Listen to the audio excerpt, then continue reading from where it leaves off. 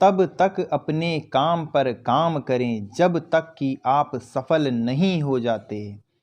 नमस्कार दोस्तों, आप सभी का स्वागत है आपके अपने YouTube चैनल ज्ञान स्टडी LMP पर।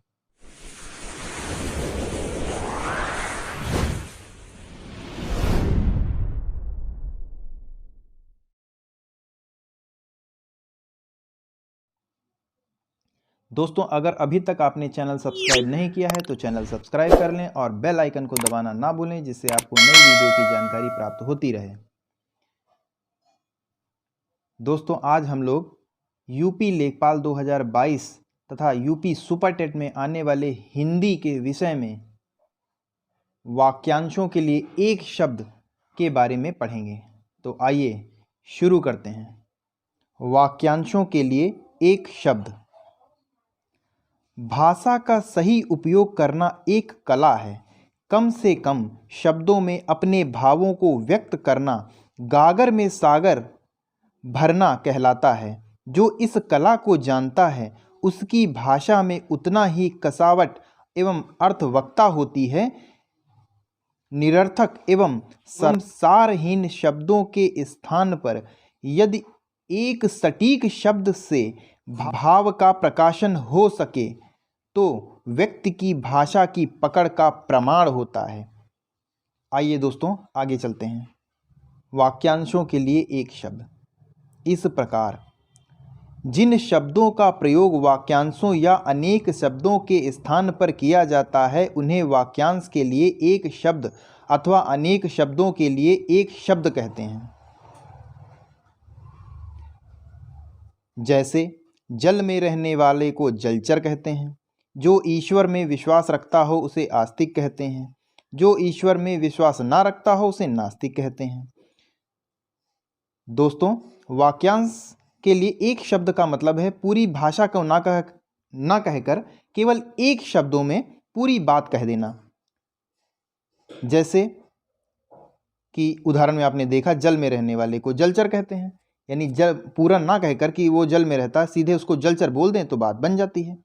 इसी तरह से आइए और शब्दों को हम लोग देखें। जो कभी मरता ना हो उसे अमर कहेंगे। जो सुना हुआ ना हो उसे आश्रव कहेंगे। जिसको भेदा ना जा सके उसे अभेद कहते हैं। जो साधा ना जा सके उसे असाध्य कहते हैं।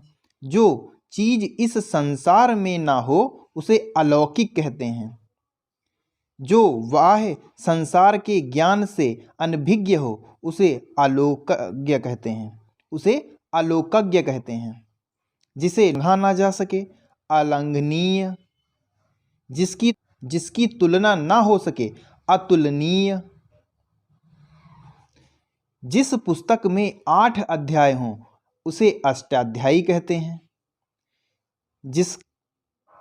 जिसका भाषा द्वारा वर्णन संभव हो उसे अनिर्वचनीय कहते हैं।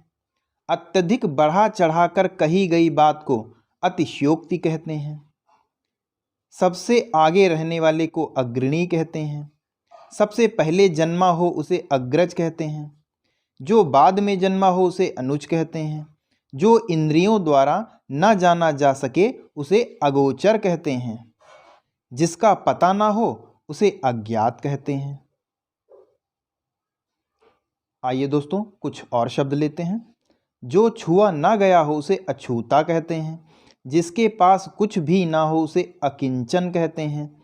जो अपनी बात से टले नहीं उसे अटल कहते हैं। आवश्यकता से अधिक बरसात अतिवृष्टि कहलाती है। बरसात बिल्कुल ना होना अनावृष्टि कहलाती है। बहुत कम बरसात होना अल्पवृष्टि कहलाती है। इंद्रियों की पहुंच से बाहर अतीन्द्रिय इंद्रियातीत कहते हैं। सीमा का अनुचित उल्लंघन अतिक्रमण कहलाता है।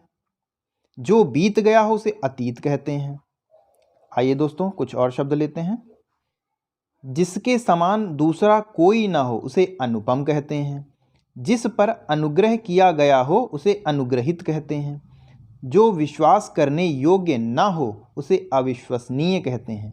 उपकार मानने वाले को कृतज्ञ और उपकार ना मानने वाले को कृतज्ञ कहते हैं।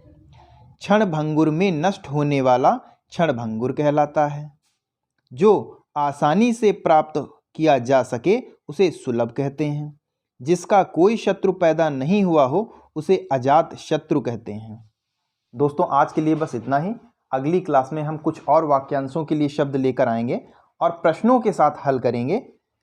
कैसी लगी आज की क्लास कमेंट में ज़रूर बताएं, और अगर अच्छी लगी हो तो लाइक करें, सब्सक्राइब करें। धन्यवाद। जय हिंद, जय भारत।